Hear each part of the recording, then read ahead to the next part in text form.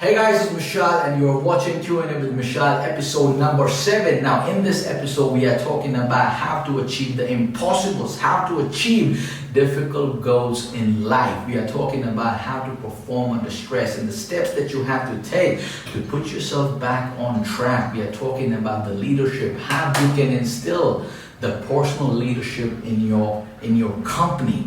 We are also talking about how to adapt, okay? We are talking about a couple of more questions. We'll find out as we go. So let's not waste our time. Let's jump right into it. Rahi, what's my question number 1?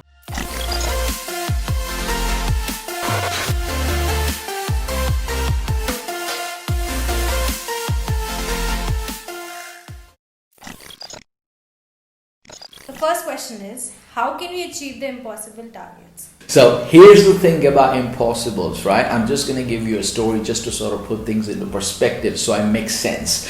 So up until 1950, there was this common belief that the human body is not capable to run 1 mile under 4 minutes. And if you try to run 1 mile under 4 minutes, you can probably die, right? Your heart could implode, and it is not good for a human heart. So anyone who tried to run 1 mile under 4 minutes, they stepped on the track with the limiting belief that this has never been done by any human, right? But then what really happened is in 1952, Roger Bannister achieved 1 mile in 4 minutes and 3 seconds. At that moment, he realized that it is not about his physical capabilities, it's about his psychological barrier. So what he did, he changed his strategies a little bit, right? So he was still putting in the work on the track, right? But at the same time, he started visualizing how he was going to feel once he achieved that feat. Once he achieved the impossible, something that never been done in the past, right? So what really happens when you visualize, okay, the mind cannot differentiate if something is happening in reality or something is just happening in your head. Anything that you see around us, everything that we take it for granted right now, that was a mere thought at one point in time, right? It was impossible. Like literally about 150 years ago, if someone would tell you that in literally about 100 years time frame, we're going to create a machine where we're going to put sort of a bunch of people in a metal and we're going to fly them over an ocean, you're going to think that I'm crazy, right? If literally about 150 years ago, if someone were to tell you that we're going to create a machine where we can sort of communicate from different parts of the world, people are going to say that you are crazy again, right? So that was impossible at one point in time. No one had actually achieved something like that in the past. Okay, but then we are now using it in a day-to-day life.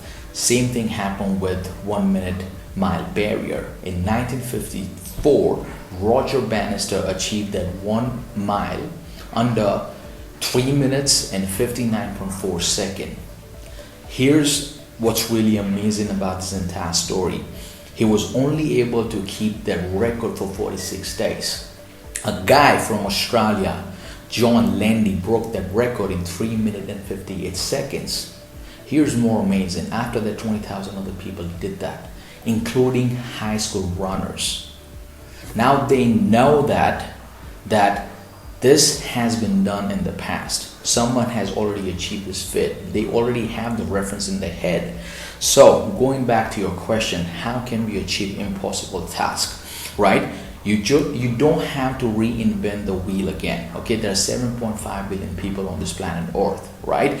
Don't think that the things that you're going through are unique to you, right? Someone who had lesser resources than you are having, right? Someone who had lesser education, did not go to the private league school, did not come up with the great families, did not have a lot of contacts, and they have achieved the things that you want to achieve in your life right now. And some of those people have written the books about it, some of those people have written a blog about it, some of the people have made the video about it, right? Do not try and reinvent the wheel. All you're trying to do is you're trying to collect the reference point. You are just walking the path of the people who has already achieved those things, right? Hang out with people who have achieved the results that you want to achieve or you want to attract in your own life.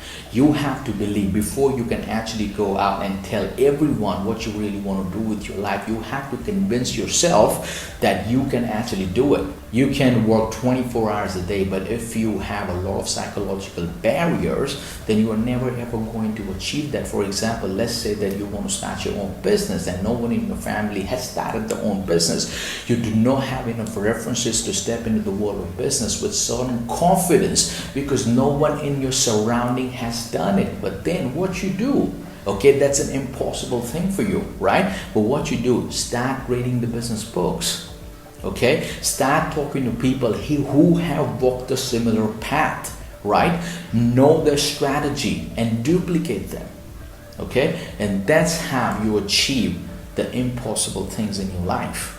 So now the question number 2 is, things really get stressful and overwhelming when you are constantly chasing the deadlines and daily targets at work. What are the some ways you can release the stress? Okay, listen. I have built my life and career around chasing deadlines and the targets, right? So I have gone through some of the stress myself firsthand, right? Now understand this, dealing with the stress and the overwhelm is all about the perspective. You actually consciously have to believe that whatever that you are going through has a purpose to serve you, and it all happens for a reason. Right? Now first understand that when you are in stress, it is not okay to stay in that state 24/7. Now what really happens when you are under a lot of stress? When you are under a lot of stress, your brain produces this chemical called cortisol, and cortisol has the ability to reduce your IQ by 50 to 60% in the first 7 minutes. Now cortisol is also sort of affects your immune system. You cannot sort of think laterally, and if you're running a business, if you're running a big organization, or if you're running a team, the last thing you want to be doing is making any decisions, because every decisions you are making when your IQ is compromised is driven by fear. You are making decision out of scarcity mentality, right? You cannot be creative. You cannot think on your feet. So stress is not good, right? So when you feel that you are under a lot of stress, and when you feel that you are overwhelmed, let's say that you're overwhelmed with the studies, you got an exam coming and you haven't even started preparing for it, or let's say that you have this assignment which is due in the next 2 weeks and 3 weeks. How well you are going to perform if your IQ is compromised, right? But then you also have to believe in the fact that everything's got a purpose. Okay, life is not happening to you, life is happening for you. You have to deliberately bring the hindsight forward. What do I mean by that, right? Hindsight is a beautiful thing, but the problem is we only look at things when the damage is done. 5 years down the track, we try and connect the dots, and then it starts to sort of make sense to us that, okay, if this wouldn't have happened, I wouldn't have taken that decision. If I wouldn't have taken that decision, that wouldn't have happened, and I wouldn't have landed here, right? And now you are actually grateful for what problems you had. You are genuinely now in your heart are actually grateful for your problems. Okay, so what you're doing is you're hacking your mindset, you're hacking your psychology. So every time you are under a stressful situation, like the most basic thing, first of all, you can do is you have to, this is what I used to do every time I'm chasing the deadline, every time I am chasing targets. And as I said in the beginning, I've actually built my career around chasing deadlines and the targets, and I take a lot of pride in it. Okay, so what I do is when I feel that I'm overwhelmed, I'm stressed, I stop everything I'm doing for a minute, because I know that I'm not thinking straight. I'm stressed, I'm fearful, and if you're in sales, everything is transference of emotion. So the emotions that I'm feeling at this stage is fearful. This is what I'm transferring across the phone. All right, or this is what I'm transferring across the table. If you're running a team, if you're stressed, if you're fearful, this is what you are transferring in your environment. So you are not now. It's not only you who is stressed, now everyone in your team, because other people are feeding off your energy. So if you're confident, other people are going to be confident. But if you are stressed, what's going to happen? Other people in your team are going to feed off that energy. So what I do, I stop everything what I'm doing and I just take a long walk. And when I say long walk, I don't mean 1 hour, but just take a walk to clear your head so you can start thinking straight. The other thing I do is I breathe deep, right? And when I say like what we are doing when we are actually breathing, we are doing the shallow breathing. When I say I deep breathe, I say that I mean that you breathe in for 6, hold for 6, and you release, okay? You let it out for 6, right? What it does is it reactivates your sort of brain, okay, nervous system in your brain. And when that happens, now you can actually think straight. And the other thing, the next thing we do is we actually consciously sort of ask ourselves question, what I can learn from this? What skills I can learn from the situation that I'm going through at this stage? And when you actually consciously, and I'm not saying in a very superficial way, you are just sort of asking yourself, okay, what can I learn from this? You genuinely, like someone is paying you full-time salary, to think about those things, okay? Like in advance, you bring in the hindsight forward. You are thinking in advance how you can actually benefit from this stressful situation in your life. Okay, what advantages you are going to have if you are going to perform under pressure at this stage. For me, back in the day, I knew that not a lot of people are really good with producing results under stressful situation. So what I did to me with my psychology at the time is because I was a little bit uncertain about my job situation back in the day. So I knew that if I perform and deliver under pressure, I'm actually building my credibility in my team. I become the most dependable person in my team. Like people who are actually paying me money every week, every fortnight, they now can depend on me. So when they strategize for the future plans, they can count me in. Okay? So this is what you need to do. When every time you are under stressful situation, understand this. Every time you demand more out of yourself, when you are stressed, what happens is you're building the mental calluses in your mind, okay? You are expanding your identity, right? Now you are actually transforming yourself into a person who can perform under pressure, and that is a dependable commodity in the marketplace, because 90% of the people, even though they got 50,000 years of experience, they cannot perform under pressure. But when you demand more out of yourself, okay, you are growing your personality, you are becoming a more able human being. And that's again the most valuable commodity in the marketplace. Okay, so now you're genuinely, right now, once you put your stress in that way, you are actually in the mental gym. Okay, understand this. When you go to the gym, when you train, okay, even though you are sweating, you are actually getting stronger. So when you are under stress, demanding more out of yourself, what's happening? You are building willpower muscles. You're getting stronger, and when that happens, you cannot help but be grateful for whatever situations that you are going through. And what really happens when you are actually grateful for your problems? This is basically you're tweaking your psychology, and now you're genuinely grateful for what you already have. And when that happens, your brain automatically produces a chemical, a hormone called DHEA, which is an antidote of cortisol. So it's all about the perspective. Every time you are under stress, just stop everything that you are doing and just ask yourself, tweak your psychology, bring your hindsight forward, ask yourself what skills you are gaining, what experiences you are getting, okay? How this can benefit you if you demand more out of yourself under the situation. Got it? And that's how I used to, and I still deal with the stress, because I still have my moments where I'm feeling stressful and I'm overwhelmed because I'm trying to do 50,000 things in the day, right? So naturally, I feel stressful and overwhelmed sometimes, but this is what I do every time I go through stressful situation, I just remind myself, okay, these are just some of my thoughts that I'm feeling at this stage. These are just some of the emotions that I'm feeling at this stage. I can understand. I can feel some heaviness on my shoulder. So I stop everything what I'm doing, and I just take a stroll. I listen to some music. I actually change my psychology, and then after sort of taking 15-20 minutes off, I just go back into what I was doing. Now I have a different perspective on life. Okay, and that's my answer.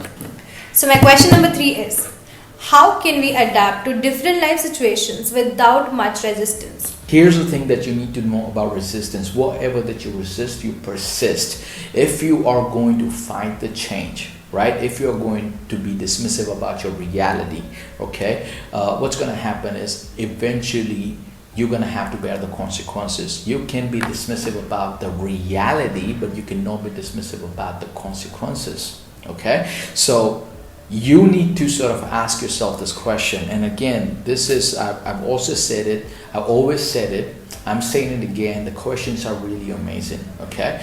But here's the thing about question. If you're going to ask yourself a lousy question, you're going to get the lousy response. But if you're going to ask yourself a quality question, genuine question, you are going to get the quality answer. Ask yourself, what are the costs of not changing? What are the costs of not adapting?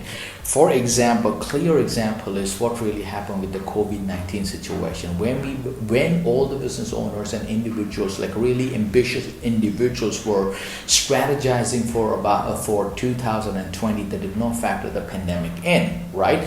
A lot of businesses had to sort of change the strategy midway in the first quarter, right? Their permanent strategy doesn't apply to the new world.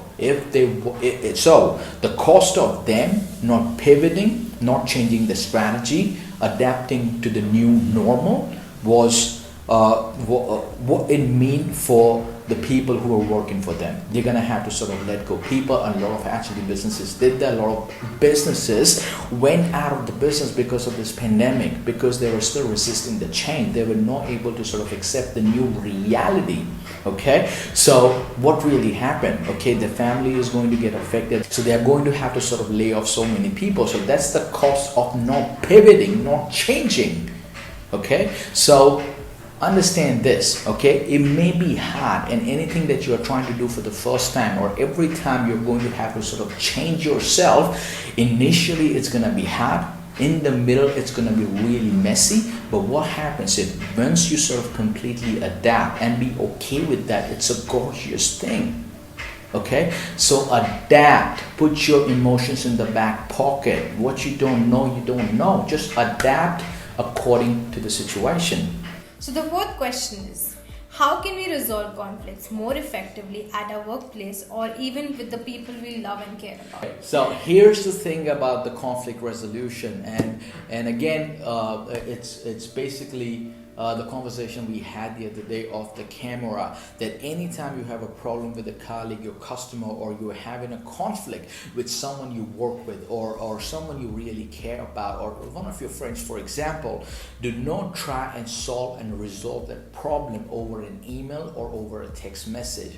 Firstly, it probably is going to take you about 45 minutes to an hour to write that perfect email, 350 words or 400 or 500 words, right? And the 90% of the times they're not going to have any tolerance to read that entire email anyway. And every time you send a text, long email, it is open for interpretation. Your email doesn't have a tonality attached to it. So every time you are in a difficult spot with your colleague, what you do, the best thing that you can do, okay, first of all, you need to decide the outcome. Okay, what outcome do you want to have before you pick up the phone and talk to that person, before you actually start typing 3,000 word essay telling about all the things that actually making you upset? Okay, first of all, you cannot resolve any of your problem over an email, long email, or even a text message. So what you have to do, number one, you have to decide the intention. You have to set the intention for what outcome you want to have out of the conversation, and have that thing in your mind. Okay, picture it in your mind, and then pick up the phone and talk to that person. have a real conversation with that person, or call that person in your office and have a real conversation. People are going to respect that. Okay, understand this. Confrontation is hard and awkward for everyone. Nobody wants to get into that kind of a confrontation, because what really happens is when you are in confrontation, when you are in the middle of an argument, that is actually a modern day attack. In modern day, okay, awkward conversation is basically releasing cortisol in the body. They're anxious. Nobody wants to get into any kind of an argument. So when you pick up the phone and address the problem with sincerity, what really happens, it sets the right message. Okay, now you are in control of the narrative. Okay, your conversation, the words coming out of your mouth is not open for interpretation. And when you are talking to that person, you can say whatever the hell you want to say, as long as you are saying it with some kind of a compassion and respect, and other people are going to appreciate that.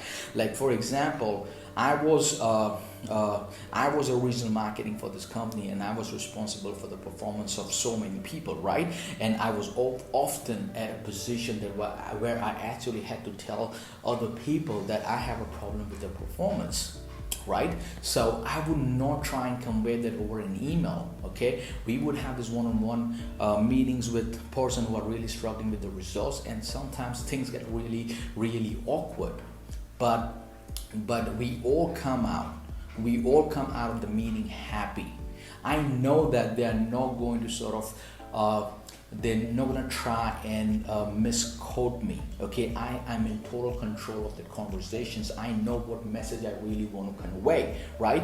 At the same time, I'm telling the person I'm really not happy the way your work ethics. I'm not really happy with your numbers. I'm not really happy with your attitude. But I'm saying it with all the compassion in my heart. Okay, I'm also trying to convey the message that I am here to help you. Okay, and I'm asking the questions as well. What do you need from me?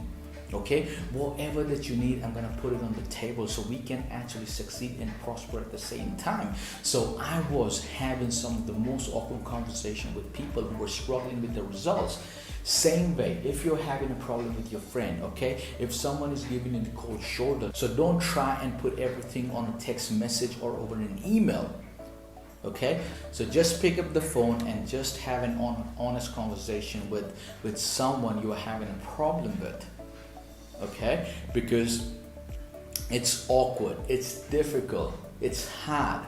So when you try and resolve any of the problem you have with the other person over an email or a text message, you are actually taking a shortcut. Don't do that.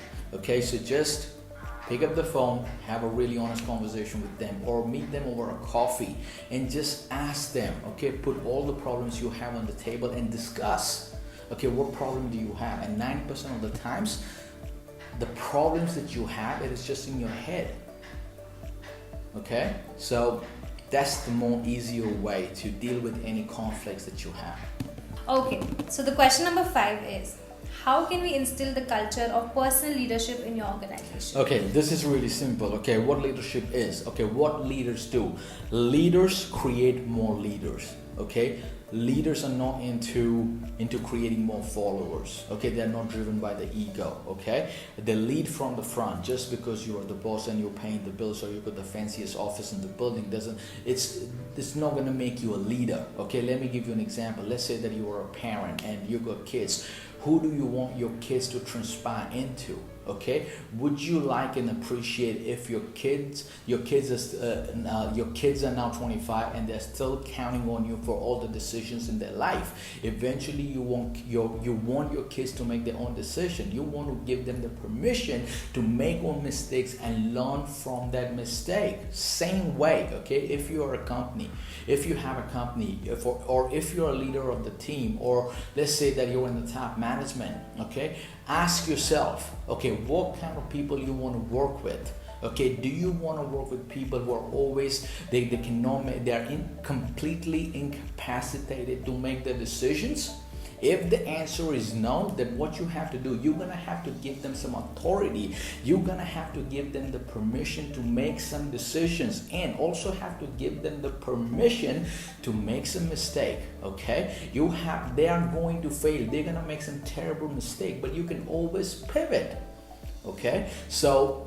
And again, understand that a lot of people have so many misconceptions around who's the leader. Everybody wants to be the leader, but no one really understands what a leader looks like. Okay, understand this. Leaders are not born, leaders are made. Okay, you do not have to have a charismatic personality. You do not have to be 6 feet tall, or you do not have to have the fanciest title in the office or the biggest office in the building. Okay, like for example, Mother Teresa was not 6 foot tall. Okay, she was not a fast talker. She did not have a charismatic personality, but when she spoke, the most influential leaders of the world listened to her. She raised millions and millions and millions of dollars for her humanitarian activities. Okay, so do you think she was a leader? She had massive influence over some of the most influential people of the world. Okay, at the same time, Gandhi did not have a magnetic personality. Okay, he wasn't sort of all about wearing the most expensive suit. He actually took the suits off and put it on the street. Okay, but he had massive influence over people back in the 1947. Okay, like 350 million people in India in 1947 followed his path. Okay, so leadership is all about the influence. Okay, and leaders are more into sort of creating more leaders. They do not want to be liked. Okay, they're not cracking jokes just for the sake of it, and they are not sort of trying to please everyone. Okay, they want to be respected more than they want to be liked. So if you want to instill the culture of personal leadership in your company, you first need to understand that what is the job of a leader. Okay, just because you're signing the check, you're giving them the salary, it's not going to make you a leader. It's going to make you a boss. Leaders lead from the front, and again, they also give the permission to other people to make their own decisions. Okay, and that's my answer. That's the wrap, guys, and this was Queuing It with Mishal, episode number 7. Now, guys, these are your questions. I'm answering them. If you want me to answer any of your questions in regards to business, mindset, marketing, sales, how to get the best out of your team, how to get the best out of yourself, please don't forget to type your questions at the bottom in the comment section, and I'll try my best to answer those questions in the next episode. Thanks for watching. Thanks for your time. I'll see you next time.